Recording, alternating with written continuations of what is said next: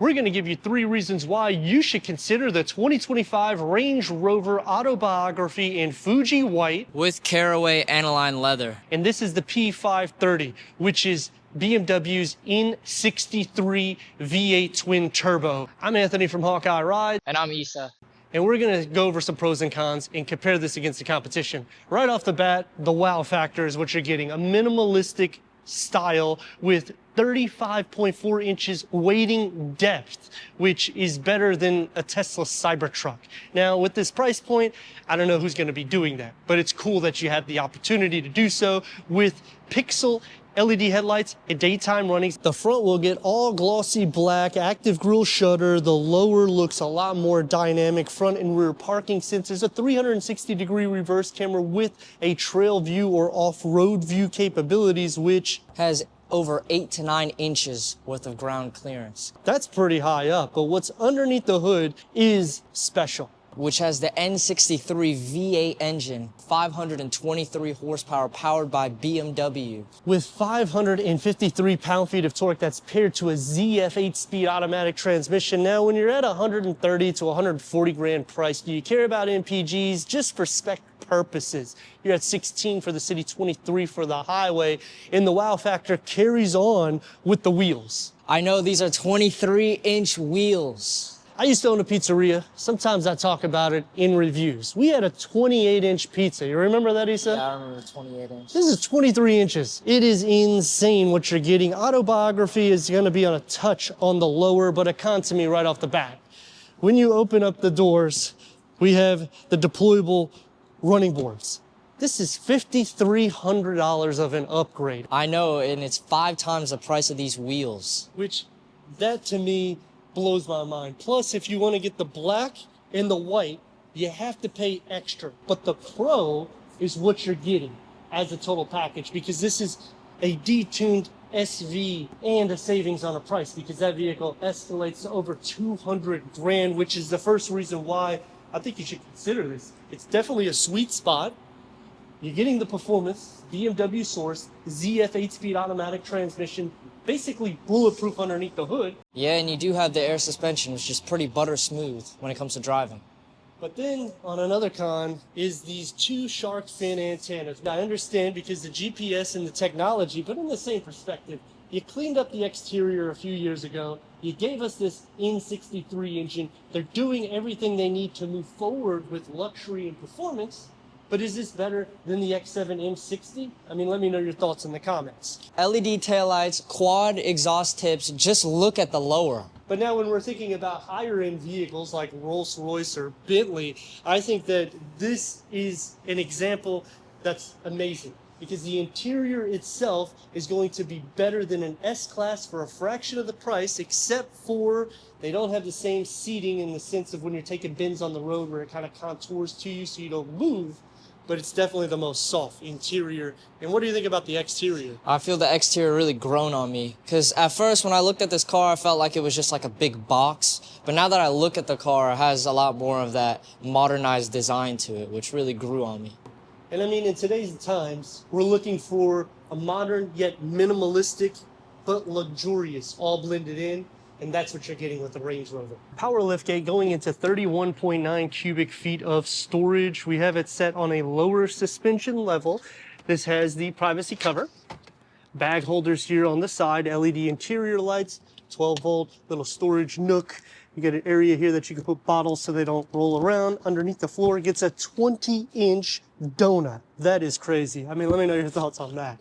Now you can lower and raise the suspension in the back simply by pushing the buttons, and it will go lower, but this is the lowest it'll go. But you can raise it up high. Look how high this thing goes and how quick. And now you have a lot more clearance in the back. Split fold the rear bench just by simply pushing these tabs. That's going to maximize cargo to 53 cubic feet of storage. Everything is electric. Because we have the V8, we need to go inside, start it up so you can hear that exhaust note.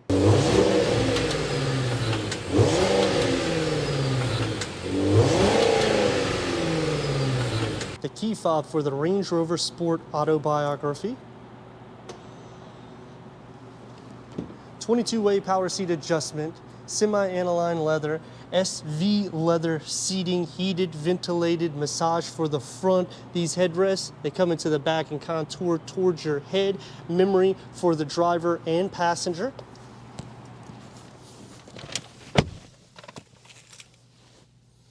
And the minimalistic look carries on into the interior. Heads-up display, we have the upgraded Meridian signature sound system. We also have a digital rear view mirror. Let's fire it up.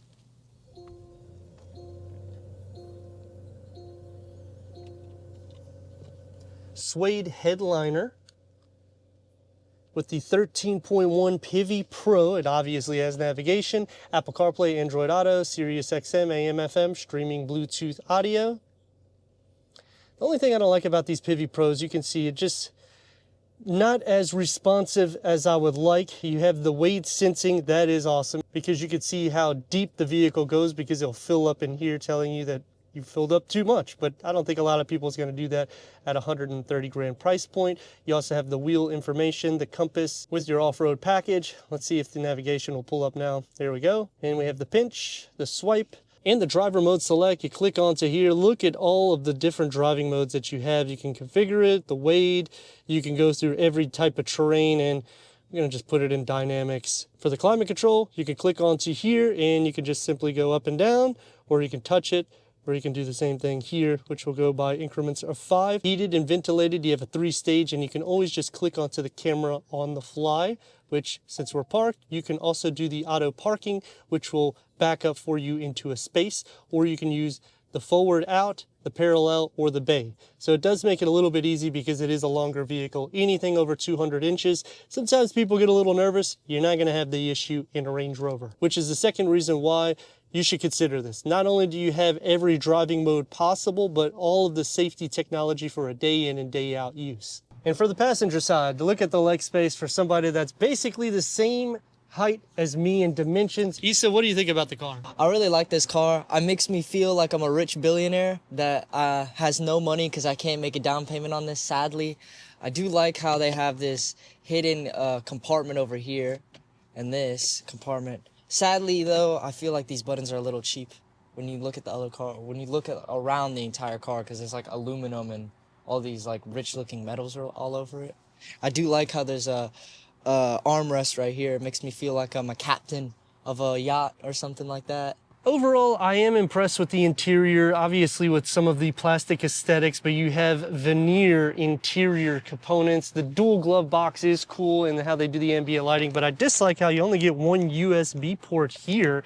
It should be one on the passenger side as well for the full pass-through, but you at least have the wireless charging pad, an area for some pins or cards. This can be cleaned up, or you can open it up to have the other USB port exposed as well as your cup holder. So I like how it has functionality as well as a refrigerator that you can fit 4 16.9 ounce water bottles and maybe some more business cards, because let's face it, you're in a Range Rover Sport.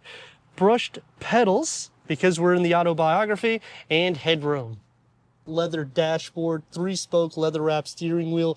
It's heated, multi-function, and multi-functionality. So when you click onto that, you can change out the display for the gauge cluster. You can go through an array of different content for the driver. You can also change the whole dial system, so you can have the navigation on there, or you can do a focused, where you'll have the navigation and you have 3 different areas to toggle through. And we have real paddle shifters, as you can hear. They're not plastic. I like that they kept it very simplified and yet elegant, but you can see the luxury that's encaptured when you go Range Rover Sport Autobiography, even getting a touch of the leather right here on the grab handles. The panel is going to wrap into the dashboard. Just the way the segment is, I feel like they kind of thought about this afterwards. It could have been a little bit more flush into the door pocket, maybe put in the speaker into here, but let me know your thoughts in the comments. One touch up and down for all the windows, and it's going to be a little bit more sporty with a long storage pocket. And the nice thing about Range Rover Sport, soft closed doors.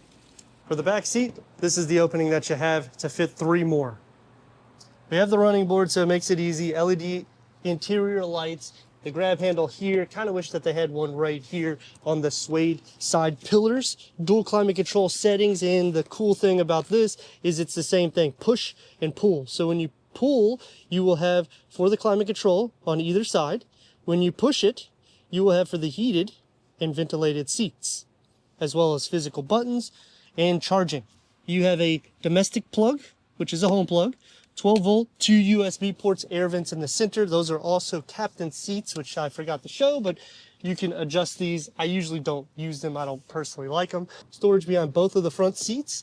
And you have the area that you can connect for your clothing, as well as the leather coming back for the grab handle, more air vents, and check out the leg space you have. And with 2 back here, the same in the front, you're gonna be more than comfortable. Here, push that, you got your cup holders, push this, you have some more storage. As for headroom, they do a good job giving that. But this is the Autobiography, and I have manual sunshades. Not a huge fan of that. Let me know your thoughts about it. But it does have power seat for the second row. It's going to be more sporty with about half the size of the storage pocket as the front. Now with 3, you have your own feet space, but your legs will be sitting up in the air. So you're going to have to share some feet space. Issa, move it over. It's going to be a little bit cramped.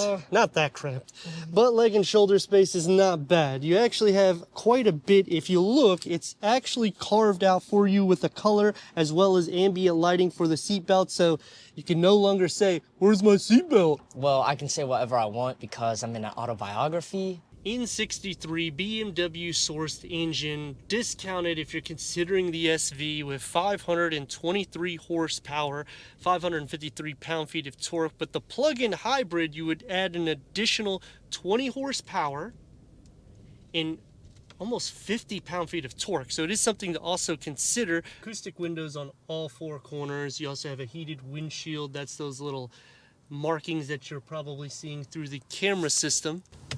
Yeah, I'm very surprised that that window, the one that's supposed to be a heated window, doesn't have that bad of glare. As for dynamics, which is what this is about,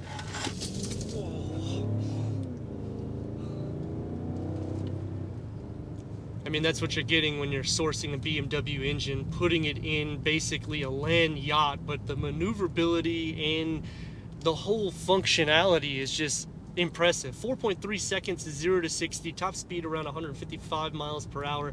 I think all these numbers is pretty good considering you're wanting a luxury car, but it's also sporty. Yeah, this thing is a powerhouse, especially with this quiet cabin. You could barely hear that growling V8 when you launch the car.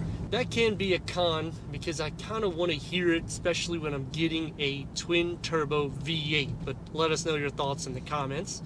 I feel like the quiet cabin makes it a lot more it makes more sense because it is a luxury car at the end of the day. It is, but then when we're considering alternatives to this, obviously Rolls-Royce is going to be really quiet. Bentayga, the same thing. You don't really hear anything. But if you go into the BMW X7 M60, it kind of has the same sound deadening. So I guess you nailed it right on the head on that one. But it's going to take us to some pros and cons. Starting off with the pros, I like the luxury that it's capturing. The cons, the infotainment screen. I mean, it's terrible. Oh my god.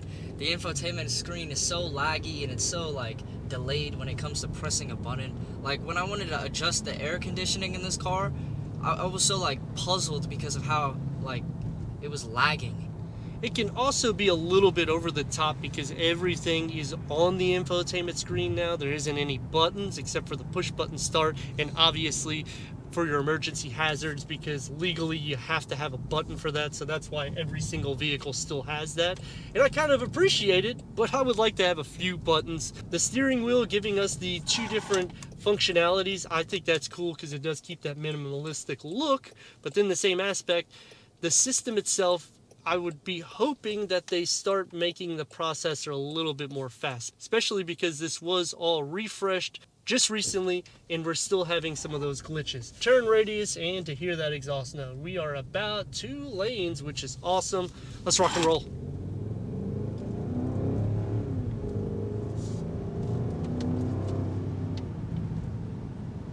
One thing I will say is comparing this to the X7 M60, I feel you're going to have a little bit less lag. But this is definitely a lot more smooth. The seats are the most comfortable in class. Yeah, I love these seats. They feel amazing. But they don't come close to the S-Class because the like how it adjusts with the turns. That is true. but because it's such a wide butt area, I mean, who cares? It's a comfortable car. I kind of care. When you're in a V8, you should expect the seats to turn with you, especially when you're going in tight corners. But we're gonna get back to that. And the other cons that I would say is the gauge cluster. When I move the steering wheel, I have to actually position it a little bit higher up in order for me to see everything, which makes my hands a little bit, or my arms a little bit more uncomfortable for the day in and day out use. But the ride quality for the suspension, you don't feel anything. And I mean, we're on 23-inch wheels. I can't stress enough of everything that you're getting as a package, and yet a box on wheels, you're not hearing nothing on the exterior, and it's a butter smooth drive. Taking me to the last reason why you want to consider this is if you're at this price point around 140 grand, I mean, you're capturing the best of every world in one vehicle, which normally when you get a Range Rover Sport, it's not really sporty.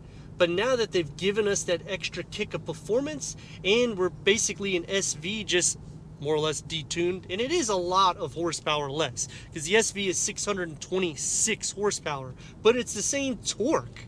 So that's what I'm saying. Whenever you're mashing the gas or just driving it for a everyday, it's a cruising luxury vehicle, a performance vehicle, all captured in one box. I heavily agree with you because a car that can do all three categories is insane. But let us know your thoughts in the comments, and if you're new to the channel, consider subscribing. Check out the next video, merchandise, website, and Instagram. Leave a comment and a like, and we'd like to thank Land Rover of Tampa for giving us this 2025 Range Rover Sport Autobiography for our car review.